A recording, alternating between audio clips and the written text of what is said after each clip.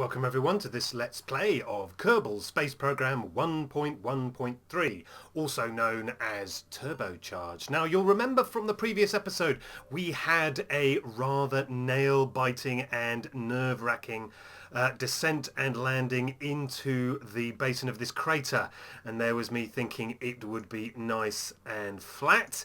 Turned out to be pretty steep, a slope of over 10 degrees, so it was rather nail-biting, but we did make it, and you can see the crew is down on the surface admiring the scenery. That is, except Mabe. Mabe, our chief scientist, still has work to do, so let's get X-Science up and just look at all of the available experiments that we can do, or rather Mabe can do on our behalf. And the first of those is the magnetometer scan. So let's do log magnetometer data. So there's the magnetometer extending away. That's going to be 20 science, so let's keep that one there. So let's toggle that back closed. We can do a crew report, so let's get a crew report done. That's another 20 science from the northwest crater, obviously the scene from the North by Northwest crater movie. I'm sure we've all seen that one.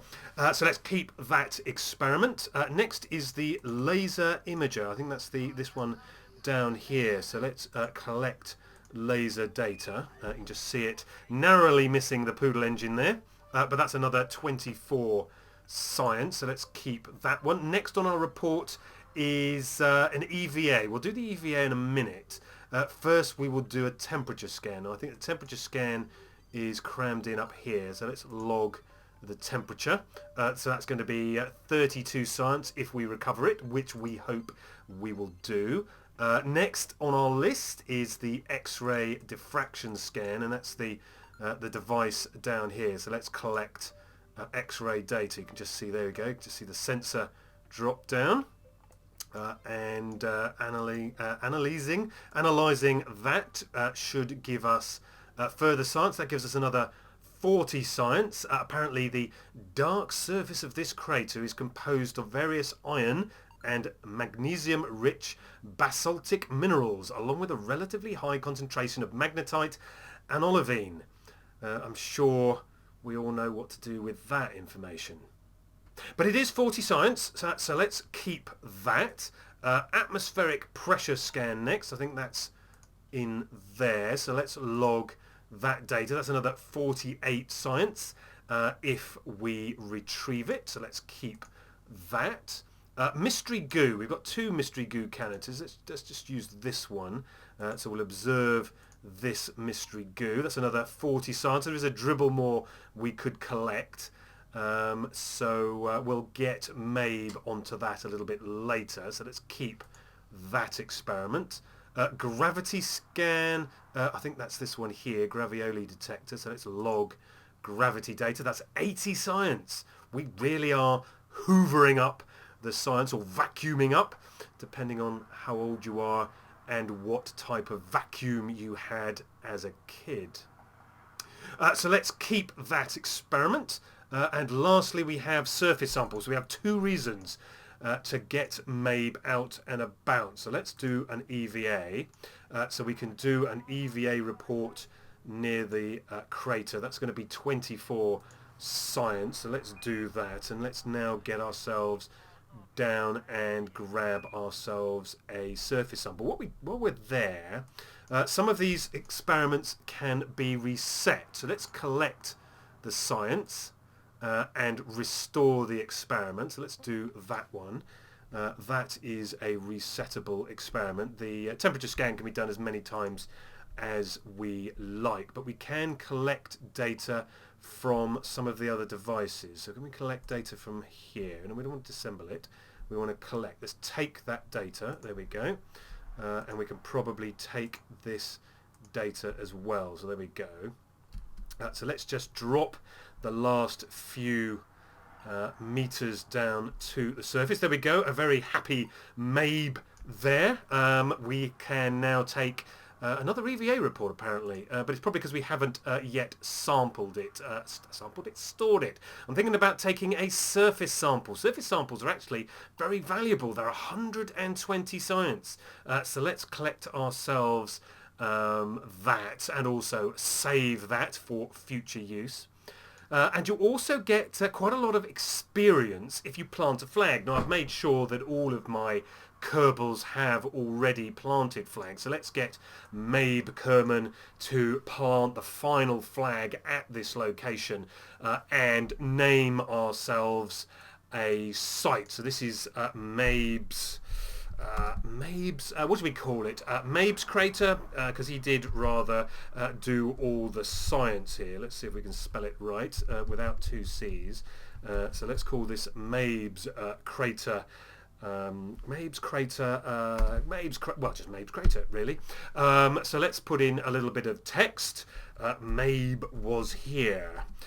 If we didn't already know that. So let's put OK on that. So we have ourselves a rather nice flag, and you can see there's some flags already planted over here. We're having a little bit of a party. Let's just get rid of our, there we go, get rid of our, there we go, get rid of our X sign. So we can see a few of the guys here are looking at yet another flag planted by one of our other crewmates. So that's actually done pretty well. We've actually managed to get ourselves down here onto the surface and collect a pretty sizable chunk of science, but we have got to get ourselves back. So Mabe and the guys have got to get themselves back. So I'm going to gather up all our science equipment, get ourselves back on board, and we will rejoin our crew as they begin to make their way home. Oh, we're so excited.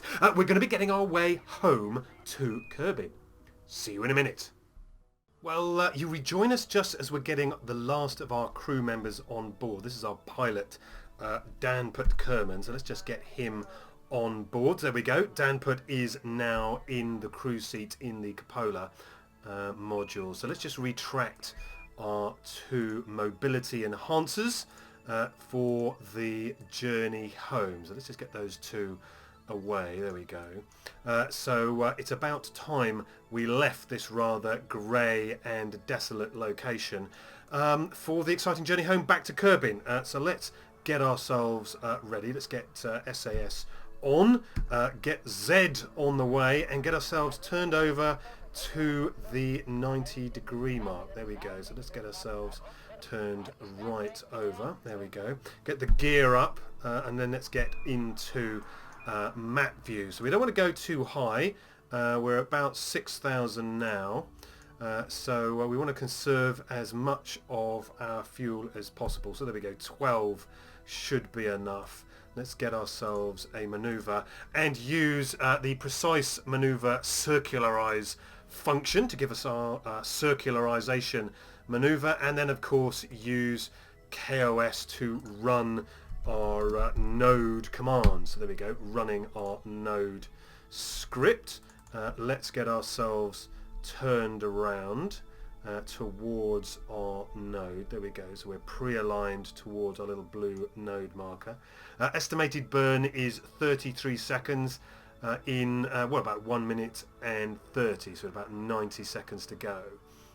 We have a total of 747 delta V, and this is going to take 413.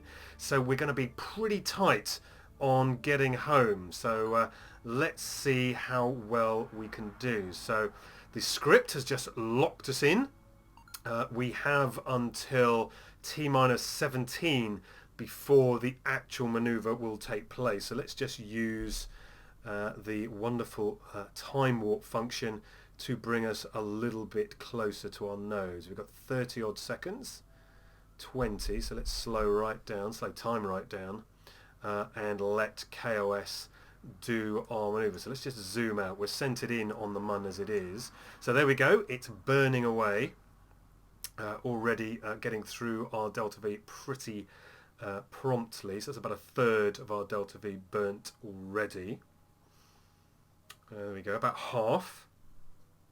And you can just about make out the blue line there extending around the Mun. It's going to be a pretty tight orbit, but we should just skim over any mountains or ridges. We should be just fine.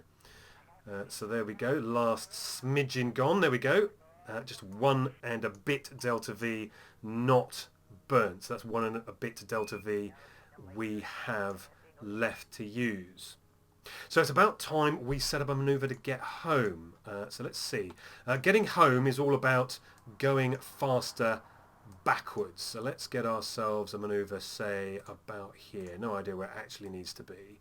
But let's just go faster backwards. Now we know we've got 333 delta V to use. So let's use it. So that's 234. And what I'm going to do is I'm just going to move the manoeuvre back and forth. And you can see as I make it later and later and later, it's actually coming in. And the way you really want to visualize it is this, which is our predicted trajectory out of the sphere of influence of the Mun, to be as parallel to the orbit as possible. And you can also see that in the way that the periapsis is coming in as I move it. So let's move that. So what is it now? It's about 1,000, just over 1,000. So 1,000 kilometers. I think it's now starting to go back out. So what we need to do, pull on our prograde handle and bring it in further still. So what I'm going to do is I'm going to aero brake into Kerbin, and I'm going to come in at about 30 kilometers. So what's that? 400 kilometers. Still got a way to go. 207. We're getting close to our available delta V. 174. 165. Now again, you can see how our direction here is no longer parallel to our orbit. So let's move it around and save ourselves some delta V. You see, we've actually going to hit the planet now, so we can actually pull back on our retrograde handling and actually save some delta V. So let's keep pulling. Sensitivity is quite low because I've got to do quite fine adjustments. There we go. So periapsis is now 98. So let's pull ourselves around so we can still keep pulling back. Oop, too far. Too far. So let's pull this around. So I think we've got to put a little bit back in. So let's put a little bit back into our prograde. So we're 74. So let's just right click it and we'll be able to see exactly what it is. 75. 74. So somewhere around here is about right, and we just want to put a little more prograde into it. So we want to get that down to about 30. So we're only using 269, so we've got about 60 or 70 delta V in hand. Oh, wrong way. Wrong way again.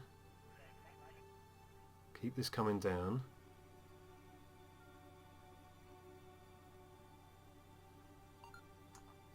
So 53, 2.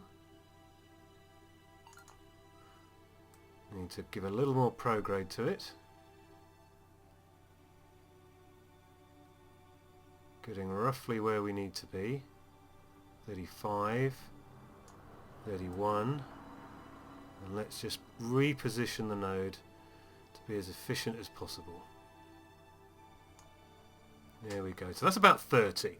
Now we're not going to be able to execute this node perfectly, and when we change sphere of influence we might actually be a little bit different from this, but we've got what we got in hand. We've got about 60 delta V in hand, and we've got quite a lot of RCS, and at this distance RCS will be able to make quite a bit of difference to our eventual target altitude. So let's go and execute that node. It's actually in 33 minutes time, so we'll rejoin our mission shortly before that node is due to be executed.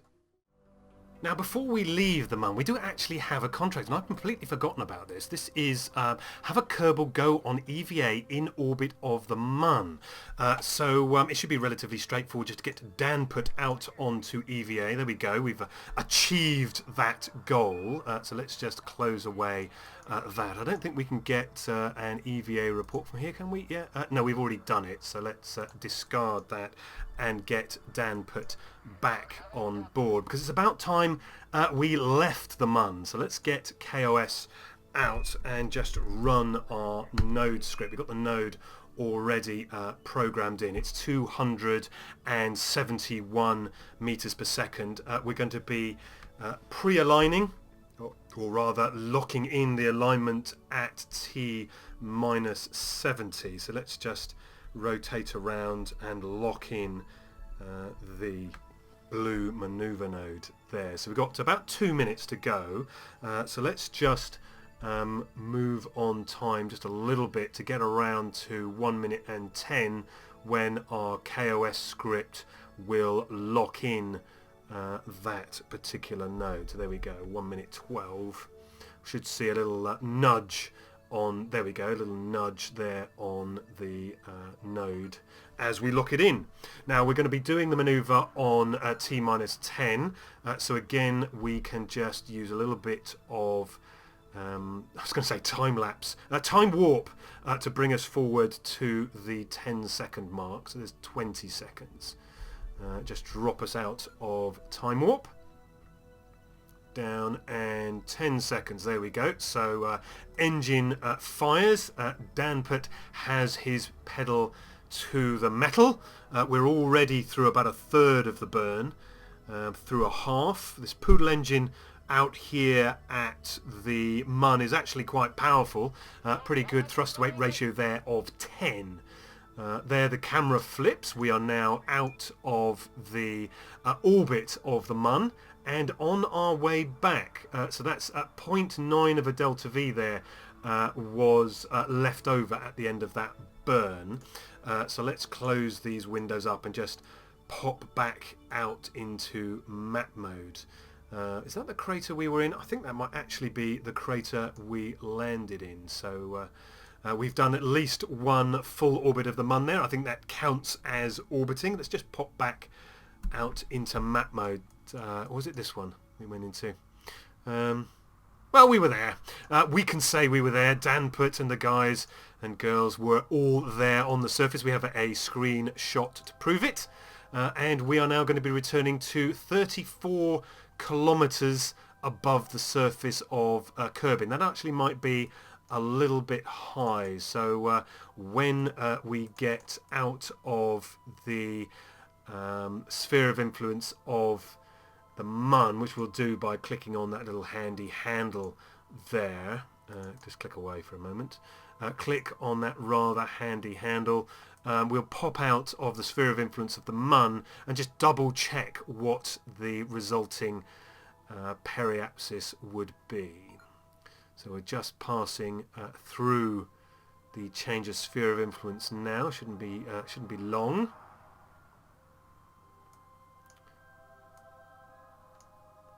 Few more seconds. A few more seconds, which we can accelerate with the miracle of time warp. So let's bring ourselves out of the Mun and into Kerbin's sphere of influence. Come on, you can do it. Moving very slowly out here at our apoapsis.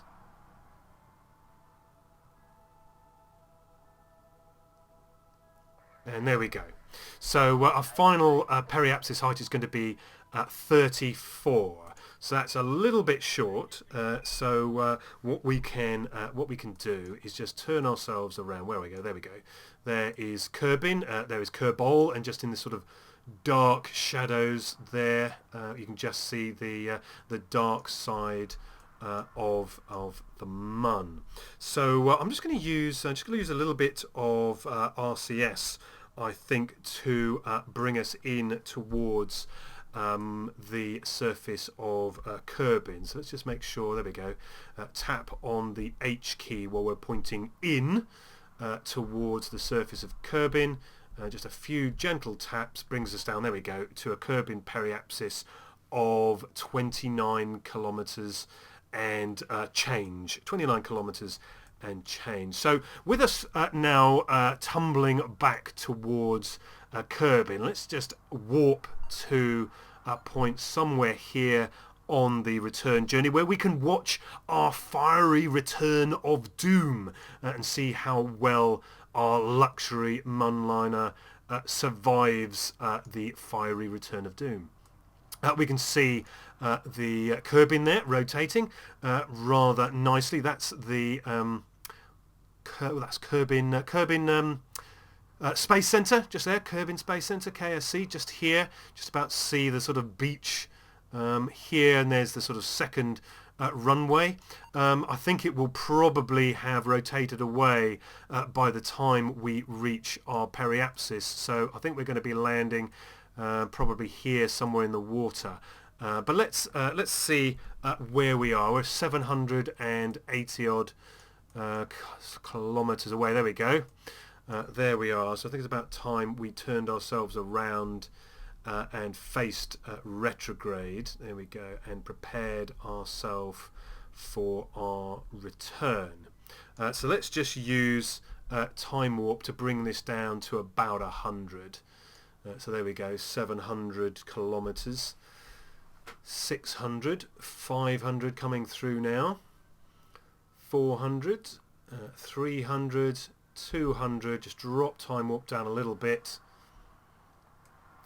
Here we go. Actually, we're going to pass over KSC. There we go. So we're passing over KSC now. We are actually at a bit of an incline, so that's not going to help. But while we're here, I think it's probably time we retracted these panels. They would have torn off otherwise. Let's retract all of them. There we go. Retract the last of the panels. Get ourselves turned around and then get SAS to lock us in to retrograde. 70 kilometers up. We are just starting to enter into the atmosphere now. So there we go. I think we'll find this. Is it that? Or maybe a little bit higher up. Yeah, no, there we go. That must be Kerbin Space Centre. There's the second runway. So we're going to find ourselves in the drink, so to speak. Not that far from KSC, so that's going to work quite well. They'll be able to send the boats out to recover our Munliner quite easily. So yeah, there we go. You can see the runway and you can just about make out mission control and the various other buildings. Now I am getting a little bit worried. We have some heat indicators here, and I've got a feeling those are going to be some of our exterior experiments because they aren't very well protected from the heat.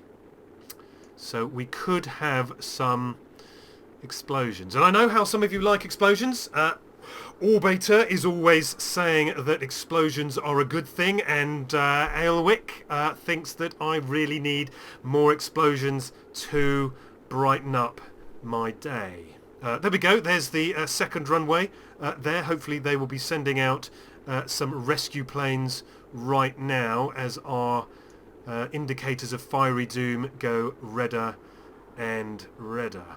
They are getting very, very close now to the end. I don't know if rotating our craft will in any way protect them.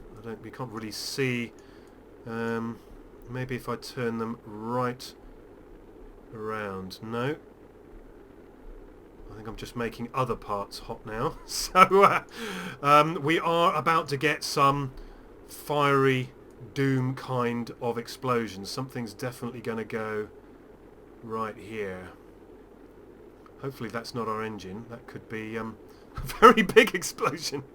But we're at 33 kilometers up now. We're actually not doing so bad up here.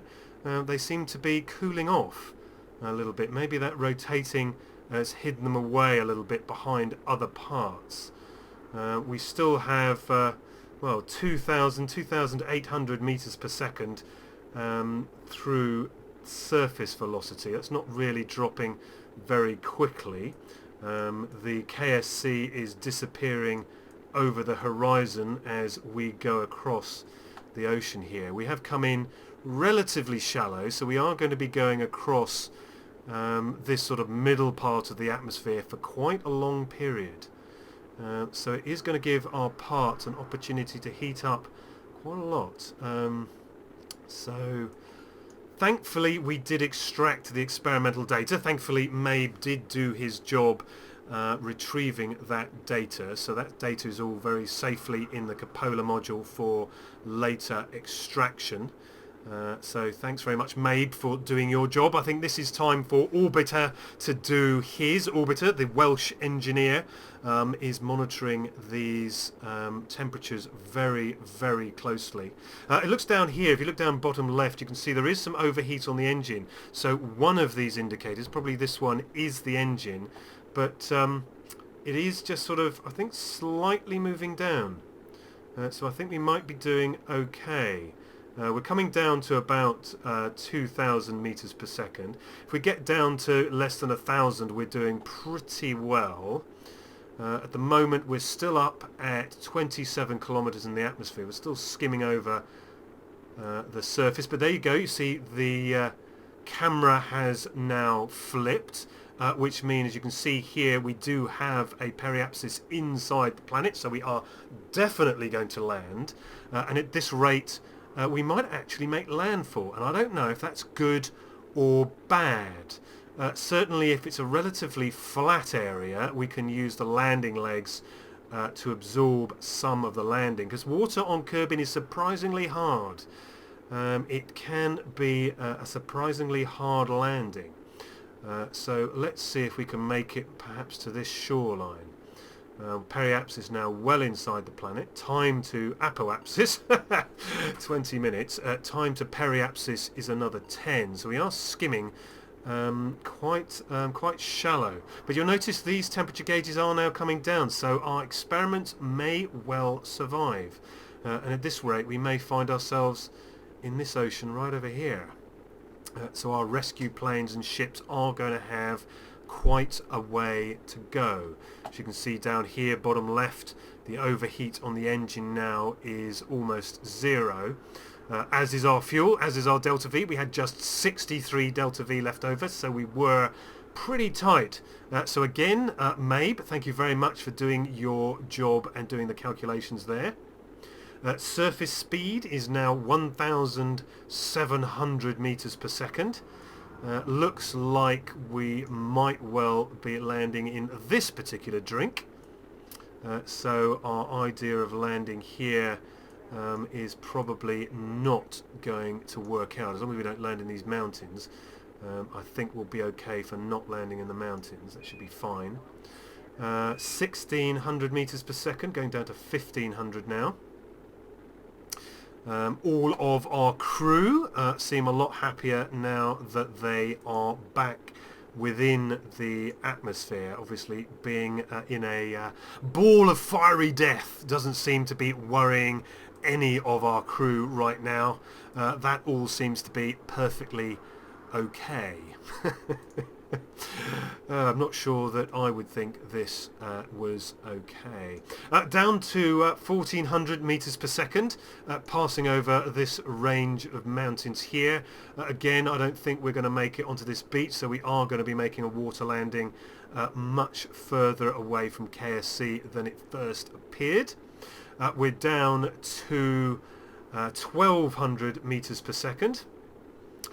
And all of our dials and sliders and indicators of fiery doom have now gone, so it looked as if our components have survived, which is good news. Down to 1,100 meters per second now, so we're actually starting to slow down quite significantly now. We're down to 1,000 meters per second, and that is pretty much the end of fiery doom. Fiery doom has been averted.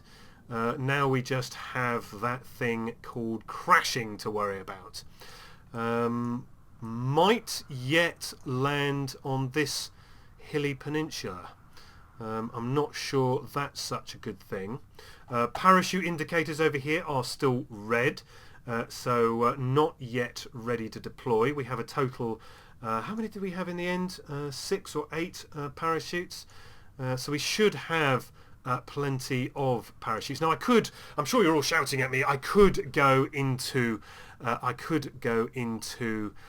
map mode and see exactly where we're going to land, use trajectories to see that. But do you know what? If we were to land on this rather picturesque point here, it'd be rather, well, picturesque.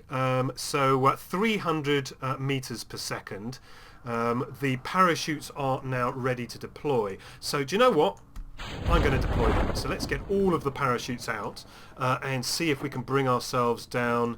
Well, somewhere here looks like a good place. Moment we've got, slightly less of a slope than we had. Oh dear. I said slightly less of a slope. We're now looking like we have quite a bit. Oh dear. Oh dear. Oh dear. Oh dear. Oh dear. Looks like we are going to be landing on a cliff. Oh dear. Oh dear. I'm not sure what we can do about this. 30-degree slope. Okay. I don't think we are going to manage this. Oh dear. Well, let's use time warp to see if we can avert Fiery Doom with Crashy Doom. I don't know what all the guys in the what all the guys down here are so happy about, because this is not going to be a nice landing. What I can do is rotate so we have our legs facing, oh dear, oh dear, our legs facing as much that way as we can. I can probably tilt our craft a little bit.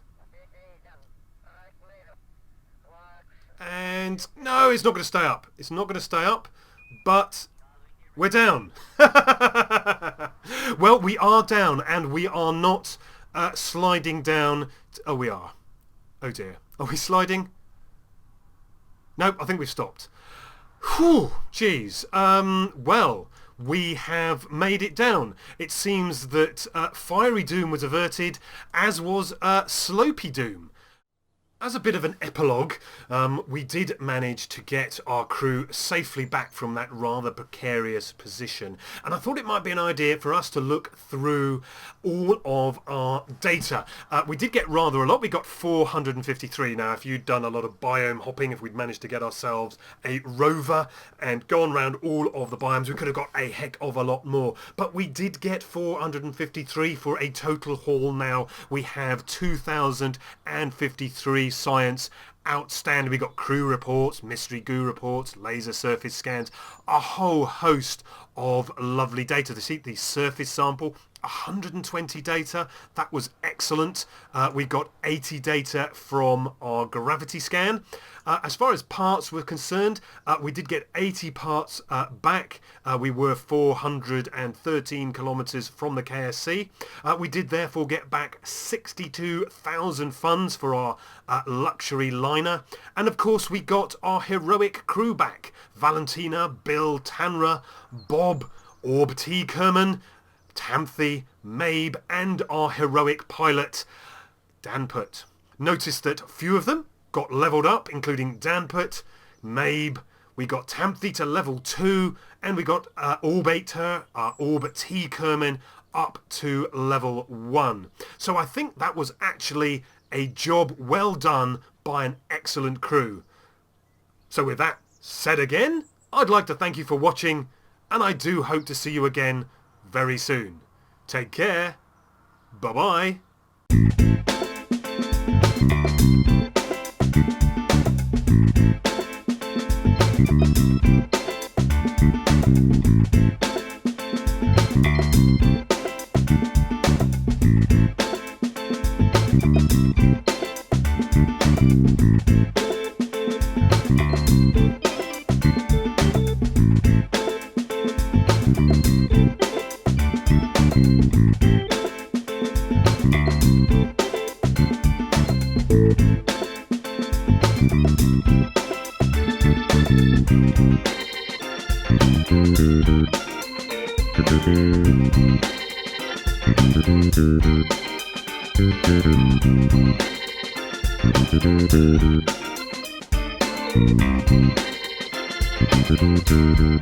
Thank you.